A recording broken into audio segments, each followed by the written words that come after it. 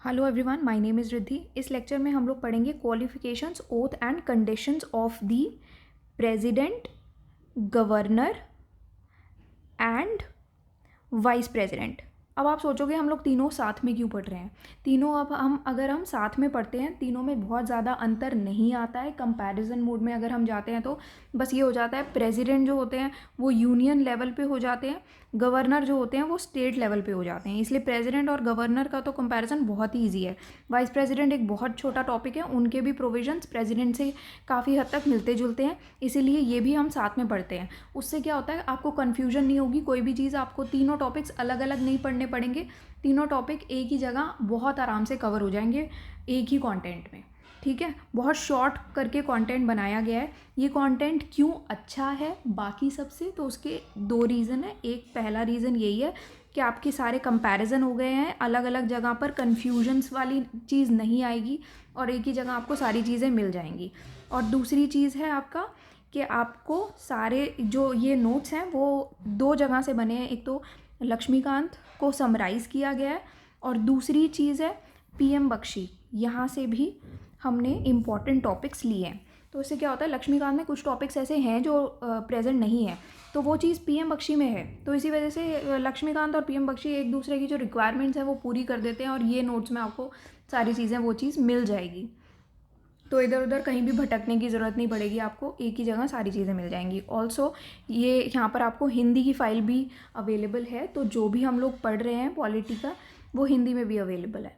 Okay, तो अब qualifications क्या है। जब भी किसी को प्रेसिडेंट के इलेक्शन के लिए खड़े होना है तो क्या चीज़ होनी चाहिए जिसके लिए वो खड़े हो सकते हैं, क्या क्वालिफ़िकेशन होनी चाहिए। सबसे पहली क्वालिफ़िकेशन जो कि प्रेसिडेंट, गवर्नर, वाइस प्रेसिडेंट सबके लिए सेम है कि उनको सिटीज़न ऑफ इंडिया होना चाहिए। ठीक है, सेम चीज़ है यहाँ पर। दूसरा कंडीशन है कि उनको 35 साल की एज कंप्लीट किए होनी चाहिए, तो वो एटलीस्ट 25 ईयर्स ऑफ एज होने की चाहिए। ये प्रेसिडेंट के केस में भी है, गवर्नर और वाइस प्रेसिडेंट के केस में भी है। ठीक है, तो ये दोनों कंडीशंस तो तीनों पे ही लागू होती हैं।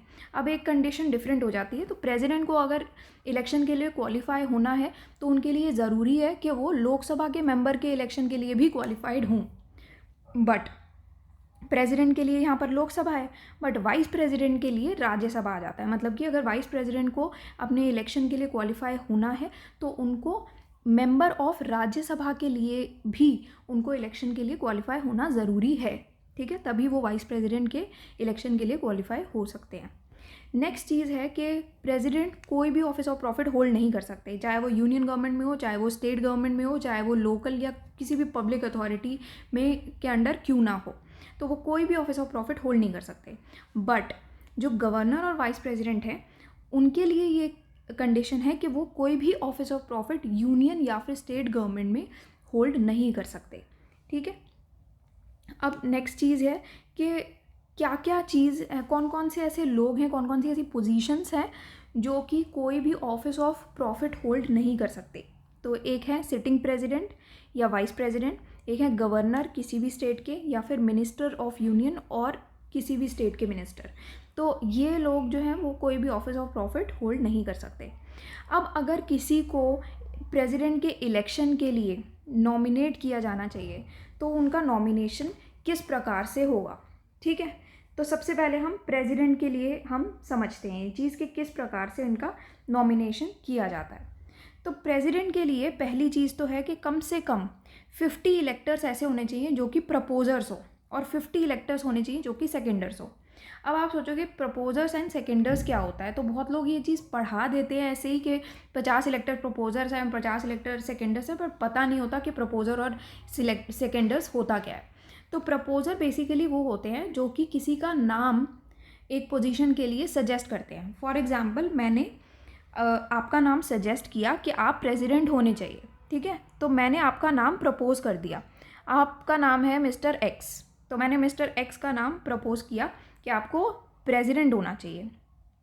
ठीक है, तो अब यहाँ पर क्या हो गया, ऐसे ही यहाँ पर 50 ऐसे इलेक्टर्स चाहिए, आपको पूरी लिस्ट प्रिपेयर करनी चाहिए कि जिसमें 50 इलेक्टर्स के साइंड लिस्ट हो। ठीक है, ऐसे ही 50 लोग बोलें कि मिस्टर एक्स को प्रेसिडेंट के लिए खड़ा होना चाहिए, 50 लोग प्रपोजर्स हो गए। ठीक है, अब आते हैं सेकेंडर्स की बारी।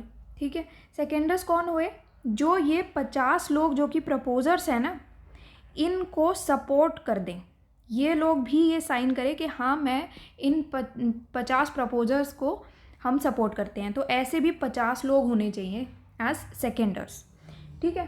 तो ये बेसिकली सेकेंडर्स वो होते हैं जो एक फॉर्मल स्टेटमेंट ऑफ सपोर्ट देते हैं जो कि किसी और ने दिया। जैसे प्रपोजर ने एक नाम दिया है, ठीक है, तो आपके फ्रेंड, जैसे मैंने आपका नाम दिया तो आपके फ्रेंड ने मुझे सपोर्ट कर दिया कि हाँ भाई ये सही कह रही हैं कि मिस्टर एक्स को ही प्रेसिडेंट होना चाहिए। तो मैं प्रपोजर हो गई और आपका फ्रेंड कौन हो गया? सेकेंडर हो गया, क्योंकि उन्होंने सपोर्ट कर दिया उस सजेशन को जो कि मैंने दिया है, ठीक है।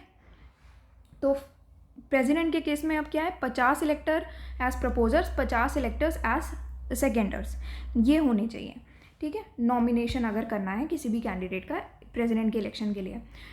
तो इससे क्या होता है ना, बेसिकली जितने भी नॉन सीरियस कैंडिडेट्स हो जाते हैं ना वो छट जाते हैं, वो ख़त्म हो जाते हैं, और जितने भी सीरियस कैंडिडेट्स होते हैं ना सिर्फ वही रहते हैं। और सीरियस कैंडिडेट्स क्योंकि 50 लोग, अगर आपको मिनिमम 50 लोग प्रपोजर सेकेंडर्स मिल रहे हैं तो इसका मतलब सीरियस कैंडिडेट ही आएगा। कोई ऐसे ही पर्सन नहीं खड़ा हो सकता कि भाई मेरे को भी प्रेसिडेंट के इलेक्शन में खड़े होना है। अब नेक्स्ट चीज़ है वाइस प्रेसिडेंट। तो वाइस प्रेसिडेंट के लिए यही सेम केस में 20 प्रपोजर्स होते हैं और 20 सेकेंडर्स की ज़रूरत होती है, ठीक है।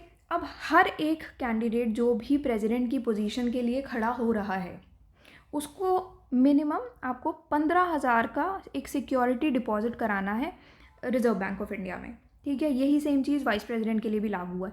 अब यहाँ पर सिक्योरिटी डिपॉजिट 15,000 का ही क्यों है? तो पहले क्या था कि सिक्योरिटी डिपॉजिट सिर्फ 2,500 का होता था, तो कम में होता क्या था कि जितने भी नॉन सीरियस कैंडिडेट्स भी होते थे ना वो भी आ जाते थे, इसलिए अमाउंट को ना बढ़ा दिया गया, 15,000 कर दिया गया कि थोड़े से जो सीरियस कैंडिडेट्स हैं वही आएंगे, नॉन सीरियस कैंडिडेट्स अगेन छट जाएंगे। तो इसलिए आपको सिक्योरिटी डिपॉजिट करना है आरबीआई में 15,000 का।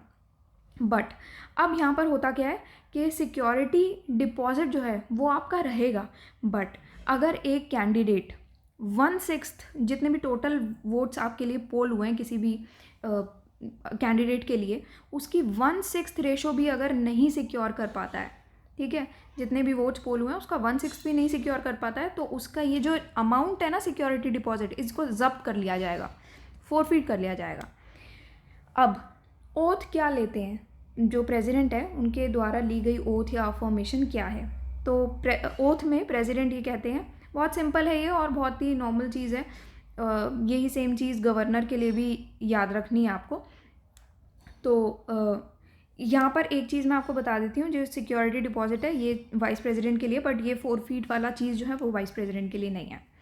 अब हाँ, ओथ में अब प्रेसिडेंट क्या कहते हैं कि बहुत सिंपल है, ये रटने वाली ही चीज़ है, बहुत ज़्यादा इसमें समझना नहीं है कुछ भी। तो नॉर्मल आप यहाँ से पढ़ सकते हो कि फेथफुली एग्जीक्यूट करेंगे वो ऑफिस, वही गवर्नर के लिए भी है, और अपने कॉन्स्टिट्यूशन को प्रिजर्व, प्रोटेक्ट और डिफेंड करना है, और लॉ को भी प्रिजर्व, प्रोटेक्ट, डिफेंड करना है। ये गवर्नर के लिए भी है, बट वाइस प्रेसिडेंट के लिए ये चीज़ नहीं है। अब साथ में ये है कि वो अपनी सर्विस को, खुद को डिवोट कर देंगे अपनी सर्विस में, एंड लोगों के हित के लिए सोचेंगे, well being of the people of India. यही सेम चीज़ गवर्नर के लिए भी है, बट अगेन वाइस प्रेसिडेंट के लिए नहीं है। तो अगर आप गवर्नर के देखोगे तो गवर्नर और प्रेसिडेंट की जो ओथ है वो बिल्कुल सेम है, ठीक है, बट वाइस प्रेसिडेंट के लिए सिर्फ यही ये वाली जो ओथ्स हैं वो नहीं है, ठीक है। तो वाइस प्रेसिडेंट का अलग हो गया, गवर्नर प्रेसिडेंट सेम। अब नेक्स्ट, अब यहाँ पर थोड़ा सा अलग अलग चीज़ें आएंगी, गवर्नर का अलग है, वाइस प्रेसिडेंट का अलग है, और प्रेसिडेंट का अलग है, ठीक है। क्यों? क्योंकि प्रेसिडेंट जो है वो एक यूनियन लेवल पे है, गवर्नर स्टेट लेवल पे आ जाते हैं, और वाइस प्रेसिडेंट प्रेसिडेंट के नीचे आ जाते हैं। तो बेसिकली वो हायरार्की में ही चीज़ें चलेंगी कि ओथ दिलाता कौन है। तो प्रेसिडेंट को ओथ कौन दिलाएगा? प्रेसिडेंट यूनियन है ना, यूनियन लेवल पे बैठे हुए हैं, पूरी सेंट्रल लेवल पे बैठे हुए हैं।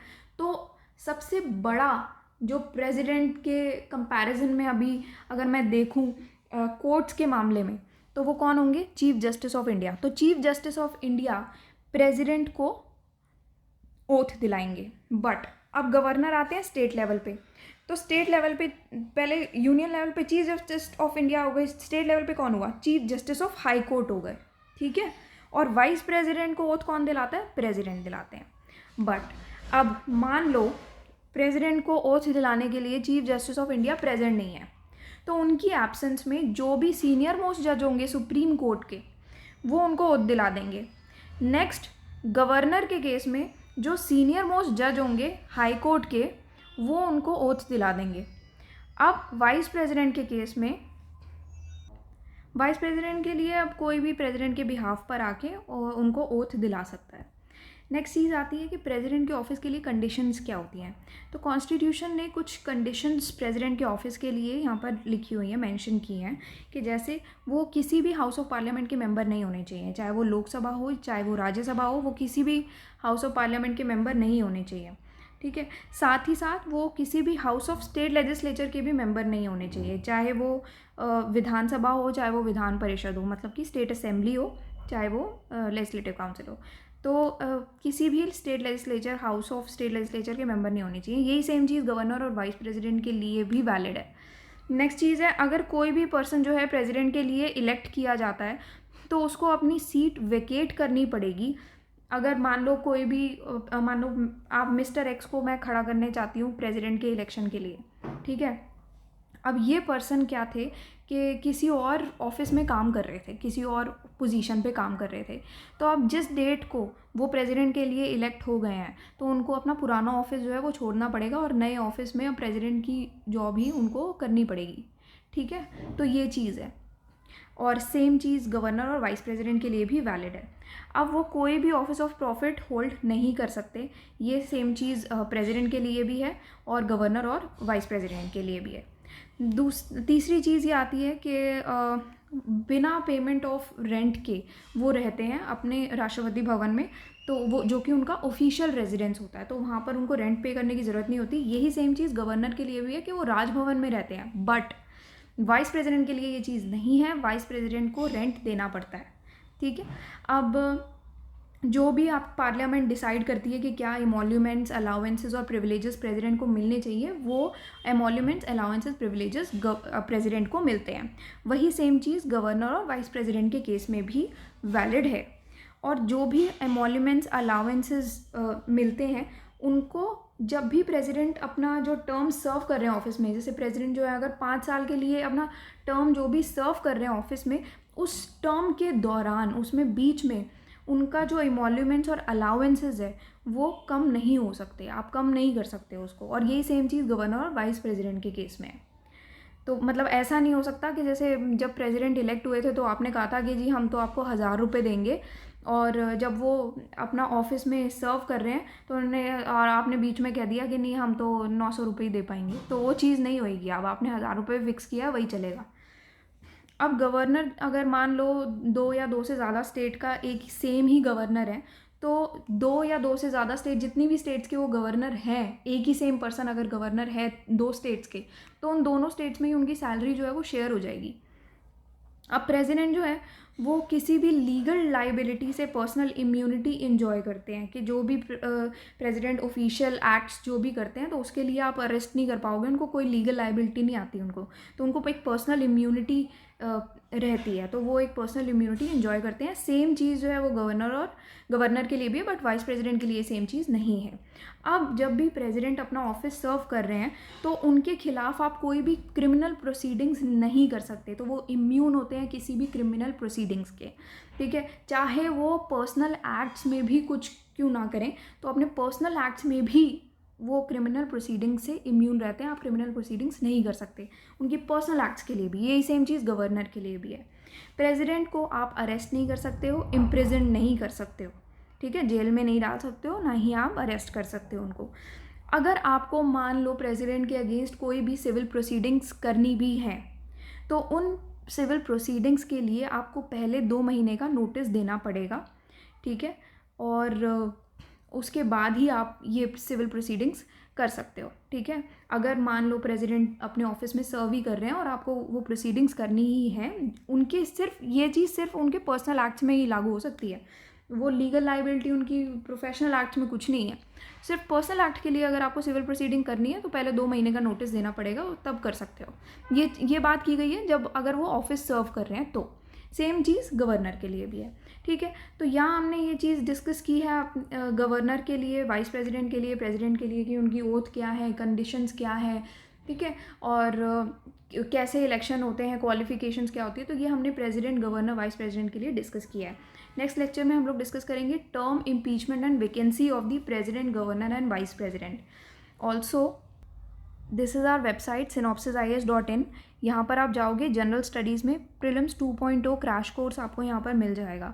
तो अभी ये जो लेक्चर हमने पढ़ा है ये प्रीलिम्स 2.0 2022 क्रैश कोर्स का पार्ट है और जनरल स्टडीज़ में प्रीलिम्स क्लासरूम का भी पार्ट है। डिफरेंस बस ये है, प्रीलिम्स 2.0 क्रैश कोर्स की वैलिडिटी जो है वो सिर्फ प्री तक ही है और इसमें स्पेशल कोर्सेज इंक्लूडेड नहीं है। बाकी हिंदी, इंग्लिश वगैरह आपको सब मिल जाएगा दोनों में ही, ठीक है। So that's all for today and thank you for watching the lecture.